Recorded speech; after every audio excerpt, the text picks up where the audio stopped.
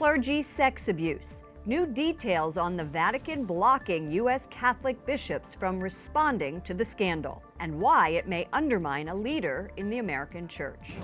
Let's make a deal. President Trump meets with leaders from both political parties as the government shutdown enters its 12th day. Brazil's inauguration. The country welcomes its new president. What he's saying about their Judeo-Christian roots. And an ode to joy. How an American marching band with a Southern accent helped Rome ring in the new year. On EWTN News Nightly for Wednesday, January 2nd, 2019.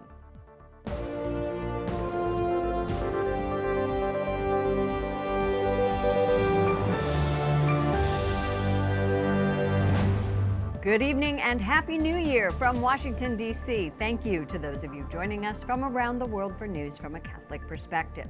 I'm Lauren Ashburn.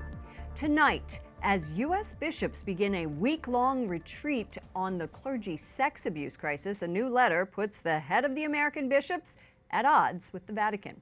According to the Associated Press, at issue is why bishops did not vote in November on a resolution to hold themselves accountable in the crisis. Bishops say the Vatican stopped them. The Vatican says bishops withheld legally problematic texts until the last minute. Vatican Cardinal Mark Ouellet's letter says the draft proposals only arrived at the Vatican 4 days before the U.S. bishops' meeting began. The main goal of the U.S. bishops' fall meeting had been to approve a code of conduct for bishops and create a lay-led commission to receive complaints against them. We are joined by EWTN's Vatican Bureau Chief, Alan Holdren. Alan, tell us what this letter says. Lauren, EWTN has obtained the letter and been able to review it. In it, Cardinal Mark Ouellet from the Vatican's department that oversees bishops in the world tells Cardinal Donato that the proposals arrived too late, just 4 days before the U.S. bishops' meetings were going to start, and that they required more discussion within Vatican departments to properly mature, as he put it. According to the letter, Cardinal Ouellet had already asked Donato a week prior to forego the vote and to wait for the organization of a wider worldwide response. Donato told AP that there was a misunderstanding. He said that he had assumed the Vatican would have had the chance to review and offer adjustments to the measures after the U.S. bishops approved them, but not before. He insisted that the bishops were trying not to appropriate Vatican powers for themselves, but to stay within their own parameters. He also said that he had already discussed the details with Vatican officials when he was here in Rome for meetings in October. So then, what are the implications of this letter?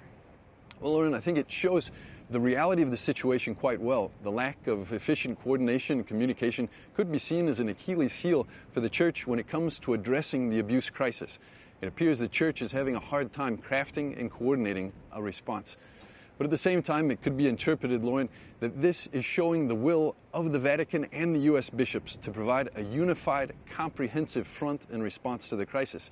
The bishops took a major hit in following the Vatican's instructions, agreeing to wait until further coordination and discussion takes place to provide this uniform effort that can be made internationally. And that's why there are a lot of expectations for the February 21st to 24th meetings that will take place here in the Vatican, called for by the Pope to unify the response of all bishops' conferences. And we can definitely think that on the docket for those discussions will be how they craft and how they enact these measures that will be taken on a worldwide level. Well, you mentioned the word coordination several times, and the coordinations of the Vatican Communications Office also appears up in the air. Both the director and the vice director resigned on New Year's Eve. Why?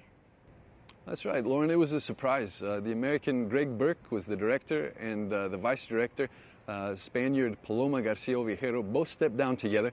They said that it was because they wanted the Pope to be able to form a new team at the Vatican press office from scratch.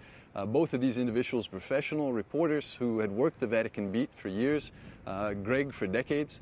Their abrupt exit has created a lot of questions. We don't have the responses as to exactly why. The head of the Vatican's communications department said that they took this decision of their own free will. They stepped aside. Greg Burke said that in a tweet that he had been praying about it along with Paloma for months ahead of their decision, that they were at peace with their decision. Vatican media veteran Alessandro Gisotti, who is an Italian, has been working for decades himself in the Vatican's press operations, is going to be taking over, has already taken over as the interim press office director. And we do know from a statement today, Lauren, that both Paloma and Greg were with him on his first date to show him the ropes. He said in a statement today that he was very appreciative of that. Alan Holdren, EWTN Rome Bureau Chief, thank you. Thank you, Lauren. As for the U.S.-based Catholic bishops' week-long retreat on clergy abuse, which began today, organizers say it will focus on prayer and will not develop policy. It is being held in a monastery near Chicago. Coming up later in the broadcast, analysis from Edward Condon, canon lawyer and Washington, D.C. bureau chief for Catholic News Agency. President Trump says the partial government shutdown will last as long as it takes. He's demanding billions of dollars to build a border wall as the shutdown enters its 12th day. White House correspondent Mark Irons reports. Good evening, Mark. Good evening, Lauren. Thus far, Democrats' proposals for reopening the government have been dead on arrival. Now, today, the president invited leaders from both parties to the Situation Room here at the White House to try and negotiate an end to the shutdown, but he isn't budging on the wall. It's a new year, but his message hasn't changed. The United States needs a physical barrier, needs a wall to stop illegal immigration and to halt deadly inflow of drugs and crime.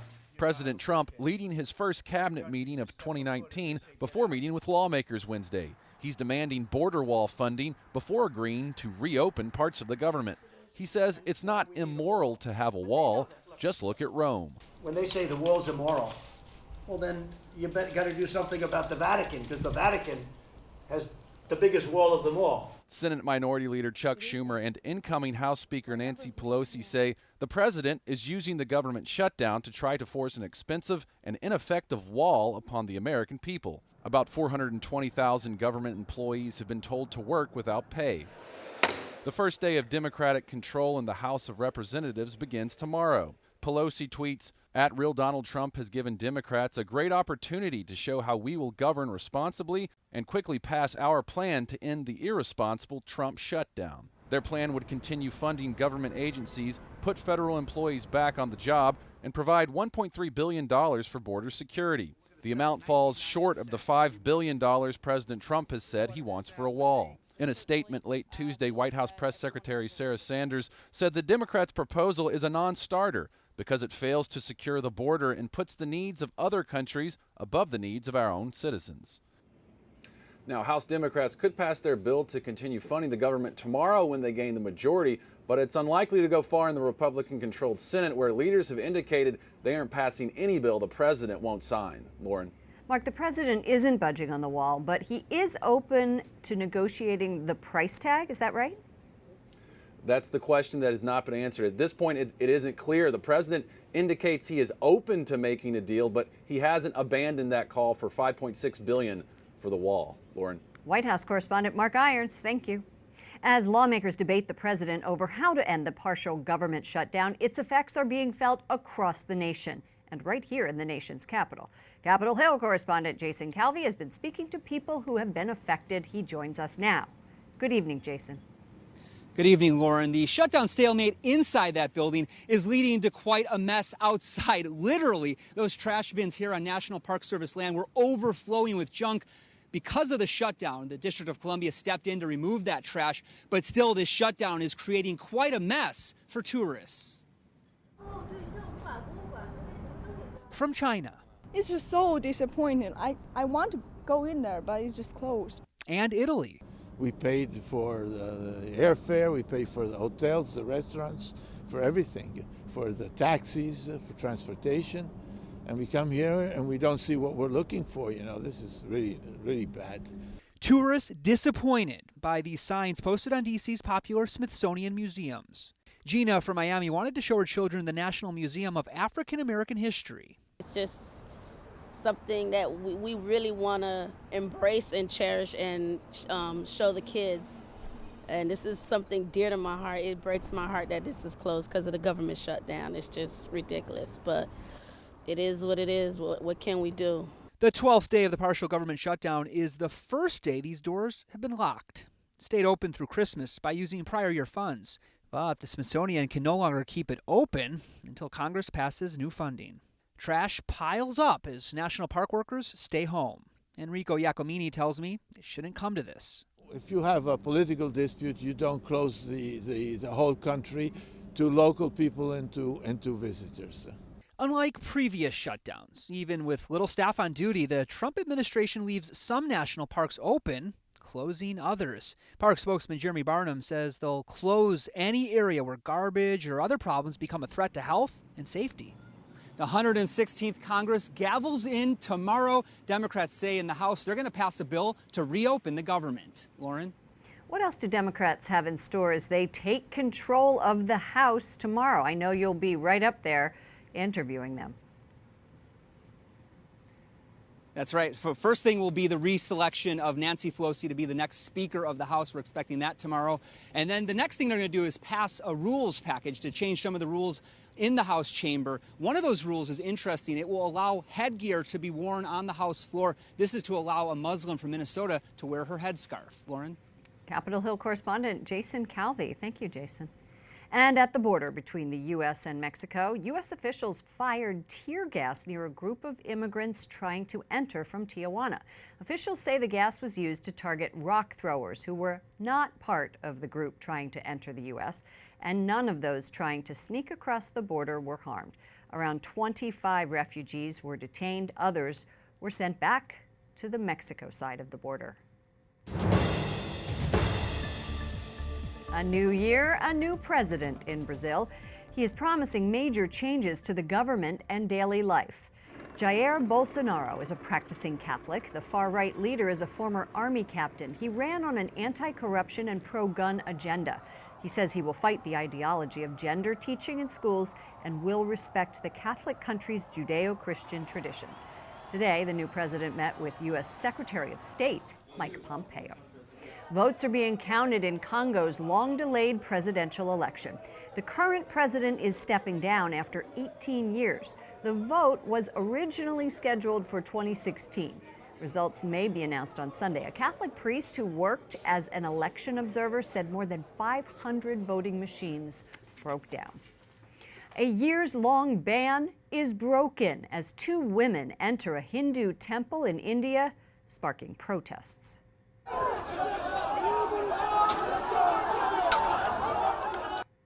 Police fired tear gas to disperse the demonstrators. The country's Supreme Court in September lifted a ban on women worshiping at the centuries-old shrine in the Kerala state. It applies to females from 10 to 40 years old. Abbiamo bisogno di affidarci alla madre. And Pope Francis ushers in 2019 honoring motherhood. During Mass yesterday on the Solemnity of Mary, the Holy Father reminded the faithful a mother's example and embrace is the only antidote to today's disjointed world. Yesterday was also the 52nd World Day of Peace. Coming up, a former Republican presidential nominee has harsh words for Donald Trump.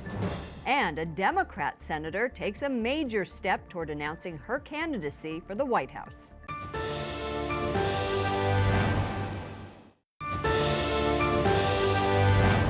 Massachusetts Senator Elizabeth Warren took a major step toward a presidential run on New Year's Eve. She's forming an exploratory committee to test the waters ahead of an expected campaign for the Democratic nomination in 2020. I never thought I would run for anything ever in my life, but America's middle class is getting hollowed out, and opportunity for too many of our young people is shrinking. So I'm in this fight all the way. Warren is the most prominent Democrat so far to make a move toward a presidential bid. She has long been a favorite target of President Trump. Other possible names: former Vice President Joe Biden and outgoing Texas Representative Beto O'Rourke. Former presidential candidate and Utah Republican Senator-elect Mitt Romney won't be sworn in until tomorrow, but he's already in a war of words with the president. In an op-ed in the Washington Post, Romney says President Trump, quote, has not risen to the mantle of the office. The president responded on social media saying, quote, I won big and he didn't. He also asks the former presidential nominee to be a team player. Joining me now is Bob Cusack, editor-in-chief for The Hill. Bob, welcome back to our broadcast. Happy New Year. Happy New Year, Lauren. The race for 2020 is on. Surprise, surprise. Yes. It's only January 2nd, 2019. Elizabeth Warren told reporters today she's planning a visit to Iowa after she's sworn in tomorrow to a second Senate term. What do you make of this announcement? Well, she is a major candidate. There is no doubt about it. She can fundraise. She can raise millions, tens of millions of dollars. She had a rocky end of 2018 going up against Trump and the whole controversy with her Indian heritage. But without a doubt, she is one of, could be 6, 7, 8 senators who are going to be running for president. It's amazing. It is, and some representatives too. Yes. John Delaney from Maryland has already announced. The president and Mitt Romney, speaking of rocky relationships, have had them, but Romney had thanked President Trump for his support during his 2018 Senate run. Are you surprised Romney went on the attack so fast? Yes, this came out of nowhere. As you mentioned, they've had a rocky relationship. Trump briefly considered him to be his Secretary of State. He did endorse Romney, even though he wanted Senator Orrin Hatch to stay on, and Hatch retired. So this is going to be a relationship to watch. And this, of course, has stoked speculation. What is Mitt Romney up to? Is he thinking about running for president in 2020? That's what I was thinking, too, as I was reading this. I was wondering. But will this attack on the president's character make it easy for others in the party to do the same? Is he sort of becoming the anti-Trump? Well, I mean, you had 2 Republican senators, Bob Corker and Jeff Flake. They're retiring, and they were critics of Trump. So will Romney replace them? Yes, to some degree, with his own style. He's going to be swarmed in the Senate hallways. Reporters are going to want to talk to Mitt Romney about the latest tweet, even though he said he's not going to respond to everything. So this is a very fascinating dynamic that's going to be, I think, going to go throughout 2019, the Trump-Romney relationship. Let's move on to the government shutdown, which is affecting hundreds of thousands of workers. Mm-hmm.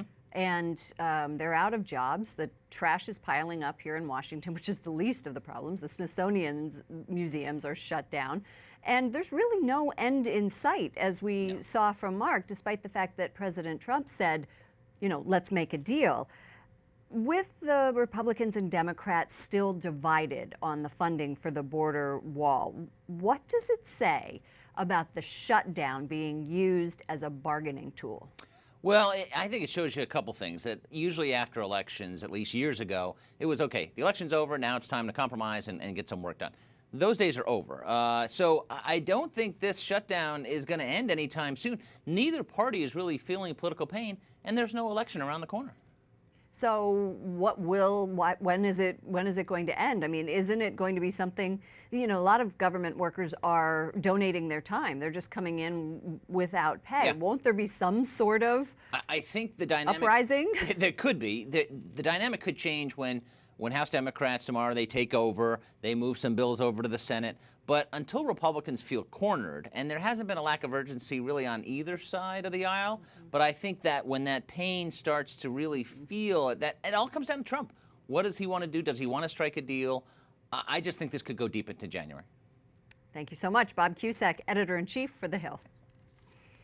President Trump ended the year with a visit to American troops stationed in Iraq. White House chief photographer Shayla Craighead sat down with News Nightly to describe some of the images she captured on his last trip of 2018. My name is Shayla Craighead. I'm the director of the White House Photo Department and chief photographer for the President of the United States. We started our year off last year in Davos, Switzerland, and ended in Iraq, actually.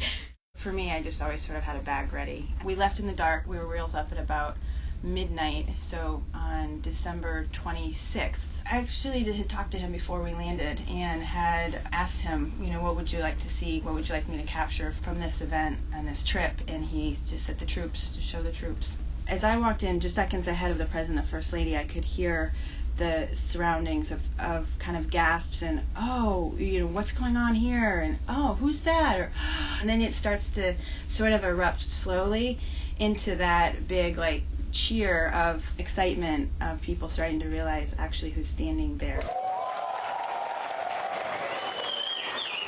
I always enjoy when I'm able to grab a kiss or a hug between the two of them, especially with the American flag and the camo drape in the background they're in it together. It's not about you, it's about the subject or the moment that you're documenting. I think that really helps to find a place that you can be in the moment and not be the moment. And that's a really important place to be when you're documenting history. Up next, analysis of new details surrounding the Vatican and the clergy sex abuse scandal in the U.S. And the New Year's Day parade in Rome and its EWTN connection.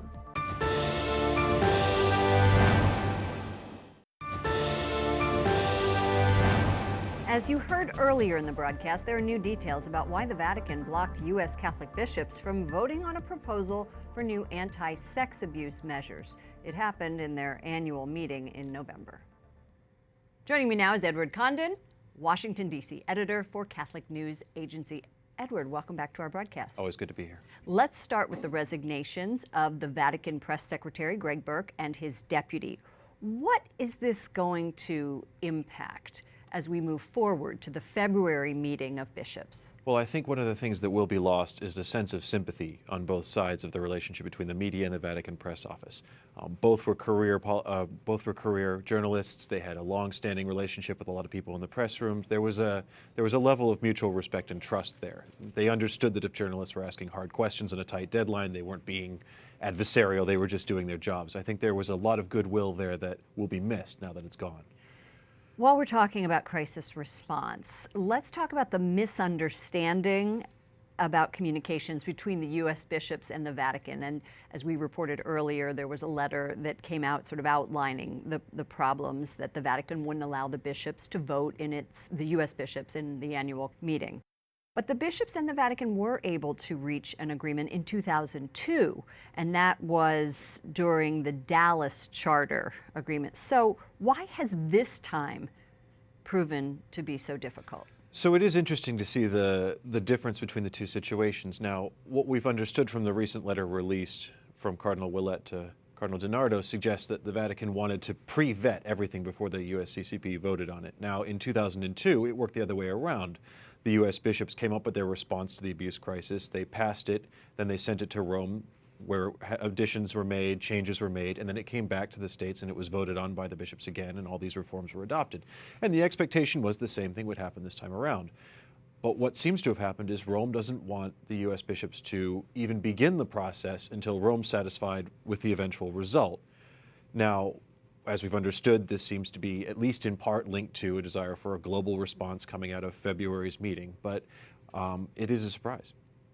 As a canon lawyer, is the same framework that established this 2002 Dallas Charter, which protected young people, feasible for holding the bishops accountable? Well, so this really is the center of the Vatican's objections, canonically speaking, to the USCCB's proposals. USCCB is the U.S. bishops, right? That's right.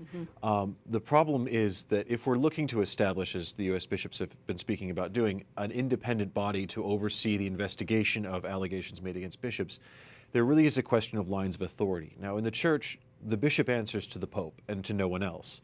And I think a lot of times there's the desire for the USCCB to be more than it is.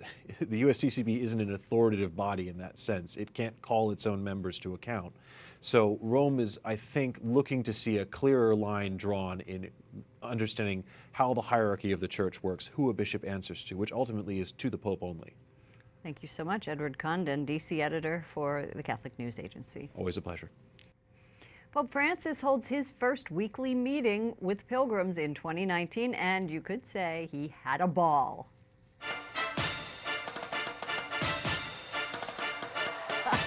Look at that. Performers were from the Cuban circus. They included acrobats and jugglers. The Holy Father thanked them for bringing beauty through their arts. Finally tonight, a marching band from Alabama, including someone special to EWTN, performed at a New Year's Day parade. This one included a blessing from the Pope.